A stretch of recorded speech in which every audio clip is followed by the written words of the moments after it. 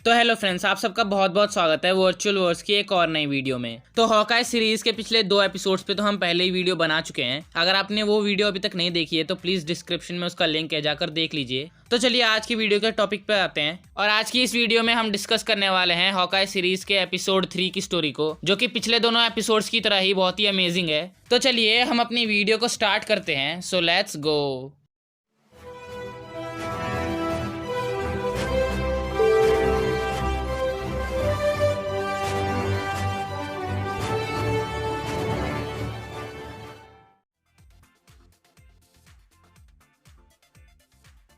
तो एपिसोड 3 की स्टार्टिंग होती है माया लोपेज यानी एको की बैक हिस्ट्री के साथ। और यहाँ हमें माया के बारे में बहुत कुछ जानने को मिलता है कि कैसे उसके पास फोटो रिफ्लेक्सेस की पावर्स हैं और वो इतनी अच्छी फाइटर कैसे है। तो हम सब जानते हैं कि माया ना तो सुन सकती है और ना ही बोल सकती है, तो वो जो भी देखती थी उसे बहुत ही जल्दी सीख लेती थी और इसी की वजह से उसके पास फोटो रिफ्लेक्सेस की पावर्स हैं और इन्हीं रिफ्लेक्सेस की वजह से वो एक अच्छी फाइटर भी है। तो माया को हम सबसे पहले उसके स्कूल में देखते हैं, जहाँ पर वो अपने टीचर की लिपसिंग देखकर समझ जाती है कि उसकी टीचर क्या कहना चाह रही हैं और वो अपने सारे स्कूल वर्क को ख़त्म कर लेती है।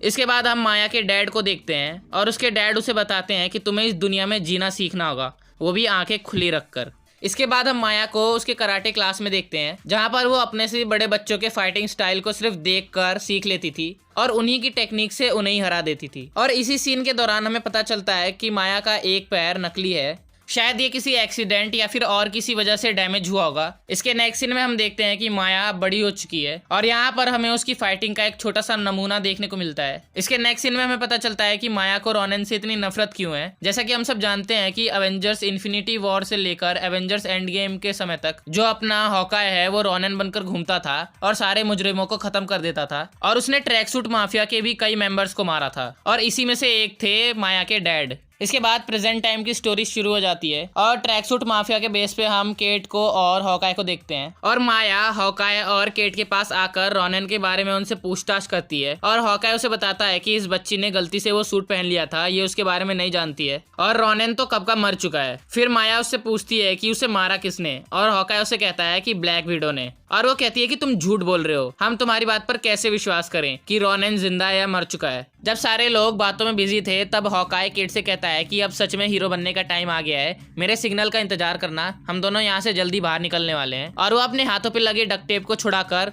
वहां से भाग निकलता है और सभी लोग उसे रोकने में लग जाते हैं। इसके बाद हमें माया और हॉकाई के बीच में फाइट सीन देखने को मिलता है और फाइट के दौरान माया हॉकाई की हेयरिंग मशीन को तोड़ देती है और वो हॉकाई पर भारी पड़ने लगती है। पर जैसे ही हॉकाई के हाथ उसका बो एंड एरो लगता है, उसके सामने ना तो माया टिक पाती है और ना ही उसके गैंग के मेंबर्स। इसके बाद हॉकाई केट को छुड़ाता है और अपनी टूटी हुई कान की मशीन को लेकर वहां से एक कार में बैठता है और निकल जाता है और माया अपने गैंग के मेंबर्स के साथ कार में बैठकर उनका पीछा करने लगती है। और यहाँ से हमें एक बहुत ही अच्छा चेज एंड रन वाला फाइटिंग सीन देखने को मिलता है, जहां हॉकाई कार को ड्राइव कर रहा है और केट बो एंड एरो की मदद से उन पे अटैक कर रही थी। एक दूसरे का पीछा करते करते वो लोग एक ब्रिज पे पहुंच जाते हैं, जहां पर माया की कार डैमेज हो जाती है और हॉकाई उनसे कुछ दूर आगे जाकर रुक जाता है। और इसके बाद जो होता है वो तो देखने लायक है, क्योंकि हॉकाई केट को एक नॉर्मल एरो देता है और कहता है कि तुम इसे हवा में फायर करो और वो वैसा ही करती है। और फिर हॉकाई एक एरो निकालता है जिसके ऊपर लिखा था पिम और उसे फायर कर देता है केट के एरो पे। और जैसे ही पिम पार्टिकल्स वाला एरो नॉर्मल एरो को टच करता है, वैसे ही वो वाला एरो बड़ा हो जाता है और ट्रैक सूट माफिया गैंग के मेंबर्स की कार पे जाके गिरता है। इसके बाद हॉकाई और केट उस ब्रिज से छलांग लगा देते हैं और उनके हाथों से बच के निकल जाते हैं। और इसके नेक्स्ट सीन में हम उन दोनों को केट की आंटी के उसी घर पे देखते हैं जहाँ पर वो पहले थे।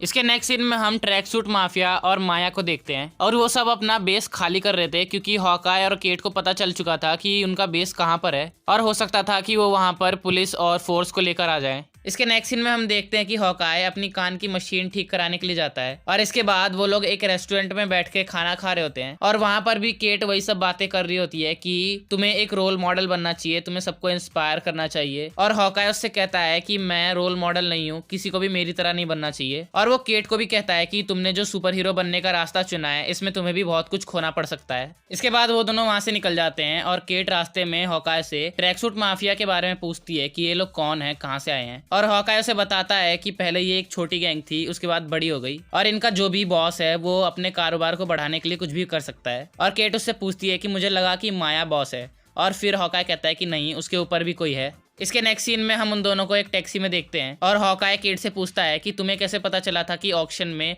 एवेंजर्स का सामान बिकने वाला है। और वो कहती है कि मुझे नहीं पता था, मैं तो बस जैक और अरमान के पीछे वहां गई थी। और फिर वो हॉकाई को बताती है कि मुझे जैक पर भी शक है, हो सकता है कि वो भी इन सब में इन्वॉल्व हो। और वो हॉकाई से कहती है कि मेरी मॉम की जो कंपनी है बिशप सिक्योरिटी, उसमें क्रिमिनल्स का एक बड़ा डेटाबेस है और हमें वहां से इन सब के बारे में इंफॉर्मेशन मिल सकती है। इसके बाद वो हॉकाई को लेकर अपने घर पहुंचती है और बिशप सिक्योरिटीज के अकाउंट में लॉगिन करके ये बंदा जिसका नाम काजी है उसके बारे में इंफॉर्मेशन निकालती है। और इसके बाद जब वो जैक के बारे में इंफॉर्मेशन निकालने लगती है तो उसका अकाउंट ही डिसेबल हो जाता है। और जब केट ये सब कर ही रही होती है तभी हॉकाई को पीछे से एक दरवाजा खुलने की आवाज आती है और उसे लगता है कि घर में और कोई भी है। और जब वो चेक करने के लिए जाता है तो जैक डुकेन हॉकाई की उसकी अपनी रोनेन वाली तलवार से उसका रास्ता रोक लेता है। और यहीं पर एपिसोड 3 खत्म होता है।